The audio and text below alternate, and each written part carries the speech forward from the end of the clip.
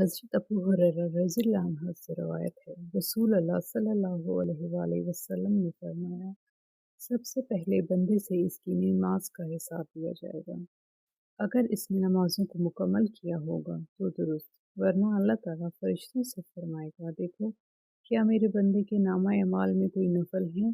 अगर नफल पाए गए तो अल्लाह ताला फरमाएगा, इनसे फ़र्ज़ों की कमी को पूरा कर दो।